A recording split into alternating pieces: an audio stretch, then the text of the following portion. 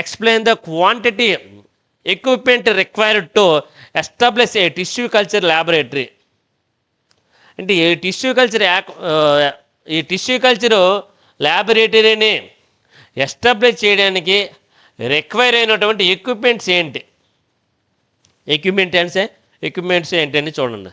The important thing to know is the equipment that need for media preparation which are. ఏదైనా nutrient మీడియాను prepare చేయడానికి, laboratory technique ద్వారా మొక్కలు పెంచడానికి అవసరమైనటువంటి కొన్ని ఐటమ్స్ అనేవి, ఇన్స్ట్రుమెంట్స్ అనేవి అవసరమవుతున్నాయండి. ఆ ఇన్స్ట్రుమెంట్స్ అనేవి ఏంటి అనేది చూసుకున్నట్లయితే, one is the hot air oven అండి, రెండవది లామినార్ ఎయిర్ ఫ్లో అండి, మూడవ చూసుకున్నట్లయితే వర్టికల్ ఫ్లో యూనిట్ అండి, అదే నాలుగవది హారిజంటల్ ఫ్లో యూనిట్ అండి,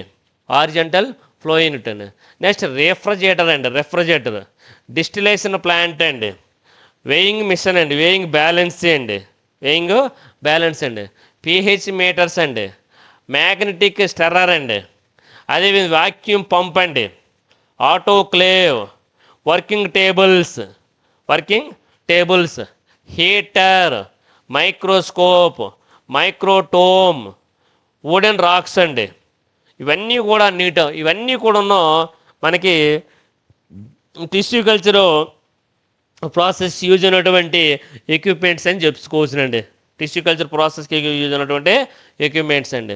అందులో ఫస్ట్ ఎక్విప్మెంట్ ఏంటంటే, ఫస్ట్ది మనకి హాట్ ఎయిర్ ఓవెన్ అండి.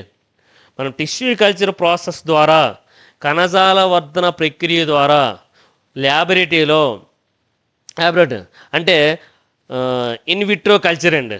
ఇన్విట్రో కల్చర్ అంటే పరిస్థానిక పద్ధతి. మనకి హాట్ ఎయిర్ ఓవెన్ అండి,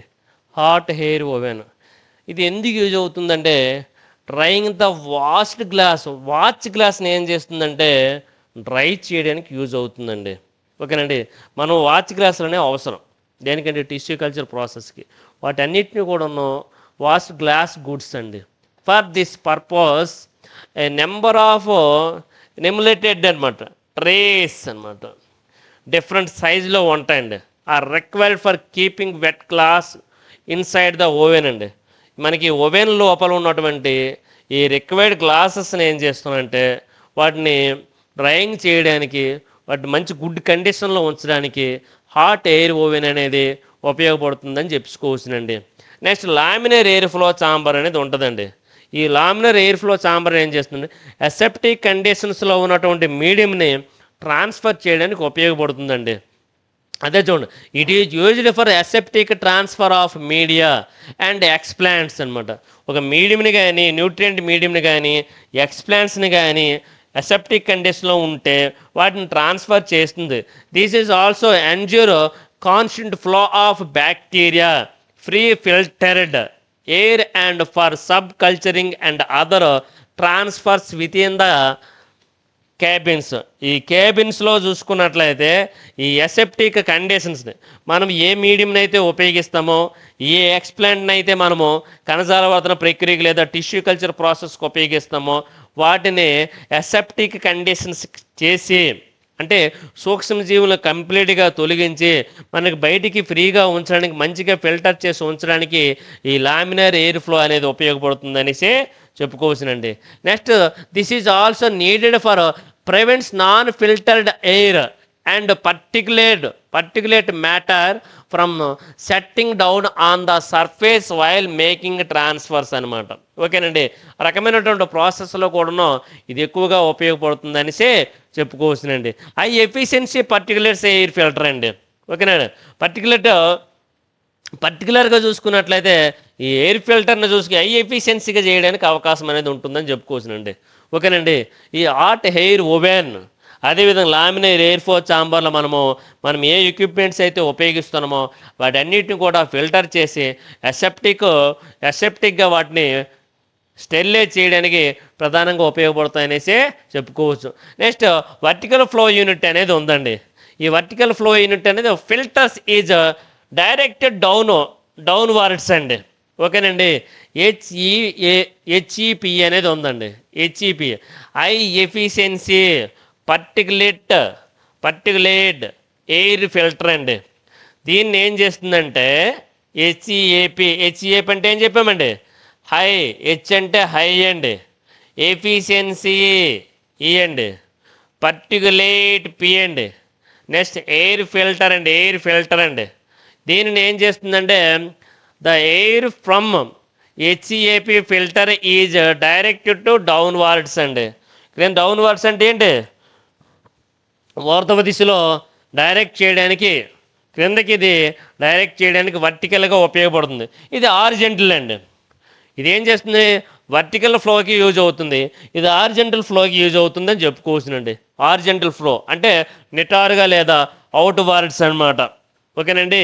ఆ రకమైనటువంటి ప్రాసెస్లు యూజ్ అయ్యేవి ఏంటంటే వర్టికల్, అదేవిధంగా మనకు డౌన్ వర్డ్ ప్రాసెస్లు యూజ్ అయినటువంటివి ఏంటంటే మన down word and out word ప్రాసెస్లు యూజ్ అయ్యేవి ఏంటంటే vertical flow unit, horizontal flow units అనేసి చెప్పుకోవచ్చునండి.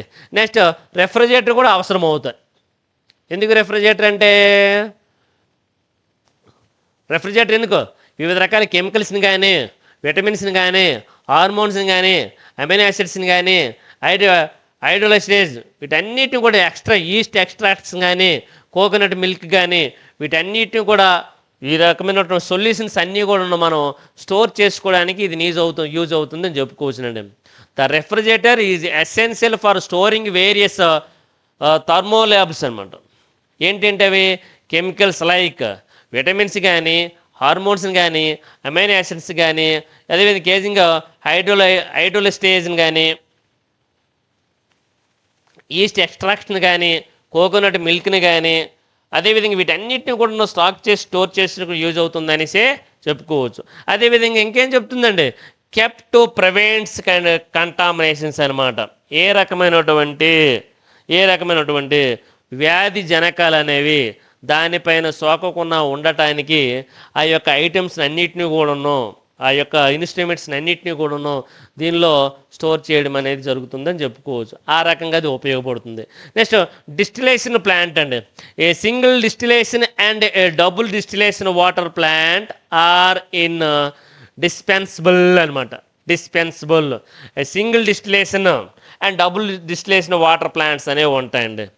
అవి డిస్పెన్సిబుల్గా ఉంటాయండి. డిస్పెన్సిబుల్గా అంటే ఏంటండి? చూపించబడే విధంగా ఉంటాను. 2 big plastic containers are required for storing the distilled water అండి. ఈ డిస్టిల్డ్ వాటర్ని స్టోర్ చేయడానికి కంటైనర్స్ అనేవి అవసరం అవుతాయని చెప్పుకోవచ్చునండి. అలాంటి వాటిని ఏమంటారంటే డిస్టిలేషన్ ప్లాంట్స్ని అంటారండి. ఓకేనండి. డిస్టిల్డ్ వాటర్ని స్టోర్ చేయడానికి యూజ్ అవుతుందండి. Next weighing balance. 3 types of weighing balances అనేవి ఉంటాయండి. ఓకే. ఒకటి ఏంటి? ప్యాన్ బ్యాలెన్స్ అనేది ఉంటుందండి. రెండోది కెమికల్ బ్యాలెన్స్ అనేది ఉంటుందండి. అదే నెక్స్ట్ ఇంకొక బ్యాలెన్స్ ఏంటి? ఎలక్ట్రిక్ బ్యాలెన్స్ అనేది ఉంటుందండి. ఆ రిక్వైర్డ్ ఫర్ దేనికి required? Weighing chemicals, sugars, agar and others వీటన్నిటిని కూడాను బ్యాలెన్స్ చేయడానికి యూజ్ అవుతుందని చెప్పేసి చెప్పుకోవచ్చు. ఒక సరైనటువంటి మోతాదులో అవసరమైన విధంగా ఉంచుకోవడానికి అవకాశం ఉంటుందండి. నెక్స్ట్ పిహెచ్ మీటర్స్ అనేవి ఉంటాయి. ఈ పిహెచ్ మీటర్స్ అనేవి ఎందుకు ఉపయోగపడతాయి? Measurements and adjustment of pH అండి. మనం ఏ న్యూట్రియంట్ మీడియంని అయితే మనము టిష్యూ కల్చర్ ప్రాసెస్ యూజ్ చేస్తున్నామో ఆ యొక్క న్యూట్రియంట్ మీడియంని యొక్క పిహెచ్ని, హైడ్రోజన్ అయాన్ గాఢతని మెజర్మెంట్ చేయడానికి, దాన్ని అడ్జస్ట్మెంట్ చేయడానికి పిహెచ్ మీటర్ అనేది యూజ్ అవుతుంది. నెక్స్ట్ మ్యాగ్నెటిక్ స్టెర్రర్ అండి. మ్యాగ్నెటిక్ స్టెర్రర్ అంటే ఏంటి? ఇది ఒక డివైజ్ అండి. ఈ డివైజ్ అనేది ఎందుకు ఉపయోగపడుతుందంటే ఇమ్మెజర్స్ అండి. ఓకేనండి. Liquids quickly spin and stirring the media contents uniformly అనమాట. మనం ఏ మీడియంని అయితే ఉపయోగిస్తున్నామో ఆ మీడియం అనేది ఒక రకమైనటువంటి ఒకే రకంగా ఉండాలన్నమాట. న్యూట్రియంట్ కల్చర్ మీడియం, ఆ మీడియం అనేది ఒక సరైనటువంటి మోతాదులో ఉండాలనేసి చెప్పుకోవచ్చు. మ్యాగ్నెటిక్ స్టెర్రర్ అండి అది. ఓకేనండి. వాక్యూమ్ పంప్ అనేది ఉంటుందండి. ఈ వాక్యూమ్ పంప్ అనేది లిక్విడ్ మీడియంని ఫిల్టరేషన్ చేయడానికి యూజ్ అవుతుందండి. షుగర్ సొల్యూషన్ ఫిల్టరేషన్ చేస్తుందండి. వీటన్నిటిని కూడా ఫిల్టరేషన్ చేయడానికి యూజ్ అయ్యేది ఏంటంటే వాక్యూమ్ పంప్ అని చెప్పుకోవచ్చునండి. నెక్స్ట్ ఏముంది, ఆటోక్లేవ్. ఆటోక్లేవ్ అనేది ఏం చేస్తుంది, స్టెరిలైజ్ చేసిన మైక్రో ఆర్గానిజమ్స్ని కంప్లీట్గా ఎరాడికేషన్ చేయడానికి ఆటోక్లేవ్ అనేది ఉపయోగపడుతుందండి.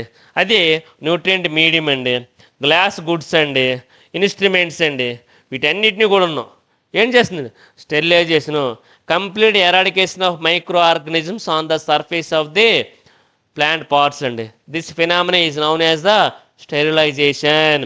స్టెరిలైజేషను సూక్ష్మజీవరహితం చేయటం అంటారండి. మొక్కల యొక్క భాగాలపైన ఉన్నటువంటి సూక్ష్మజీవులను పూర్తిగా తొలగించే విధానాన్ని ఏమంటారంటే సూక్ష్మజీవరహితం చేయడం లేదా ఇంకేమంటారండి, స్టెరిలైజేషన్ చేయడం అంటారండి. ఏదైనా సరే మనం స్టెరిలైజేషన్ అనేది పక్కాగా చేయాలండి. స్టెరిలైజేషన్ అనేది చేయకపోయినట్లయితే టిష్యూ కల్చర్ మెథడ్స్ ద్వారా మనకు అనుకున్నటువంటి రిజల్ట్ అనేది రాదు, ప్లాంట్ ప్రొడక్షన్ అనేది రాదు. ఎందుకంటే ఏదో ఒక కండిషన్లోనే ఏదో పార్ట్ అనేది కంటామినేటెడ్ అయిపోద్ది. కంటామినేట్ అయిపోయినట్లయితే అది స్పాయిల్ అయిపోతుంది, స్పాయిల్ అయిపోయి మొత్తం పనికి రాకుండా పోతుంది అనమాట. అందుకే ఆ ఇన్స్ట్రుమెంట్స్ని కానీ, ఆ ఎక్స్ప్లెయిన్ని కానీ, ఆ న్యూట్రియంట్ మీడియంని కానీ ప్రతి ఒక్క దానిని కూడా ఏం చేయాలంటే మనము స్టెరిలైజేషన్ చేయవలసినటువంటి అవసరం అనేది ఉంది. స్టెరిలైజేషన్ చేయకుండా మనం కల్చర్ మీడియంని కానీ దేన్నైనా సరే టిష్యూ కల్చర్ ప్రాసెస్లో ఇనాకులేషన్ చేయడం కానీ ఇంక్యుబేట్ చేయడం కానీ జరిగినట్లయితే మనకు అనుకూలమైనటువంటి రిజల్ట్ అనేది రాదు. అదేవిధంగా కణజాలవర్ధన ప్రక్రియ ద్వారా ఆర్టిఫిషియల్ లేదా కృత్రిమైన మొక్కలు కృత్రిమంగా మనం తయారు చేయడానికి అవకాశం అనేది ఉండదనేసి చెప్పుకోవచ్చు. నెక్స్ట్ వర్కింగ్ టేబుల్స్ అనేవి ఉన్నాయండి. వర్కింగ్ టేబుల్స్ అంటే ఏంటి, ఎందుకు ఉపయోగం, ప్రిపరేషన్ ఆఫ్ ది మీడియం అండి. ఆ టేబుల్స్ పైన మన మీడియంని ప్రిపేర్ చేసుకోవడానికి యూజ్ అవుతుందని చెప్పుకోవచ్చునండి. మీడియం ప్రిపేర్ చేసుకోవడానికి యూజ్ అవుతుంది. అదేవిధంగా హీటర్ కూడా ఉంటుంది. ఆ మీడియం అనేది ఏ మోతాదులో అగార్ అనేది అవసరమవుతుందో ఆ యొక్క దాన్ని ఎగ్రిఫై చేయడానికి, మీడియంని ఎగ్రిఫై చేయడానికి ఇది హీటర్ అనేది ఉపయోగపడుతుంది. ఆ మీడియంకి ఏ రకమైన టెంపరేచర్ అనేది అవసరం అవుతుందో ఆ టెంపరేచర్ని, ఆ రకమైనటువంటి విధానాన్ని అది ప్రాసెస్ చేస్తుందని చెప్పుకోవచ్చు. నెక్స్ట్ మైక్రోస్కోప్ అనేది ఉంటుందండి. సింపుల్ మైక్రోస్కోప్ ఉండొచ్చు, కాంపౌండ్ మైక్రోస్కోప్ ఉండొచ్చు, అదేవిధంగా ఇన్వర్టెడ్ బైనాక్యులర్ మైక్రోస్కోప్ అనేది ఉండొచ్చు, డిసెక్షన్ మైక్రోస్కోప్ అనేది ఉండొచ్చు. ఇవన్నీ కూడా ఎసెన్షియల్ అండి, అవసరం అవుతాయండి. ఎందుకు, వేరియస్ పర్పస్కి అవసరం అవుతాయండి. ఎందుకు, microscope should be fitted with a camera for taking photo micrography అండి. ఓకే అండి, టేకింగ్ మైక్రోగ్రఫీ కోసము ఈ యొక్క మైక్రోస్కోప్స్ అనేవి అవసరం అవుతాయనిసే చెప్పుకోవచ్చు. నెక్స్ట్ మైక్రోటోమ్ అనమాట. మైక్రోటోమ్ ఎందుకు ఉపయోగపడుతుంది, సెక్షనింగ్ ద కల్చర్ టిష్యూ అనమాట. ఈ టిష్యూ కల్చర్లో ఉపయోగించినటువంటి ఈ యొక్క టిష్యూ కల్చర్ ప్రాసెస్లో ఉపయోగించినటువంటి దాన్ని సెక్షనింగ్ చేయడానికి అండి. దేనికండి, సెక్షనింగ్ పార్ట్లుగా డివైడ్ చేయడానికి ఈ మైక్రోటోన్స్ అనేవి యూజ్ అవుతాయనేసి చెప్పుకోవచ్చు. నెక్స్ట్ వుడెన్ రాక్స్, మనకి వుడెన్ రాక్స్ అనేవి అవసరం అవుతాయి. ఎందుకంటే ఈ కెమికల్స్ని కానీ ఈ యొక్క ఎక్విప్మెంట్ అంతా కూడా ఒక టేబుల్పై పెట్టి నీట్గా ఒక పద్ధతి ప్రకారంగా చేసుకోవడానికి అవకాశం ఉంటుందనేసి చెప్పుకోవచ్చునండి.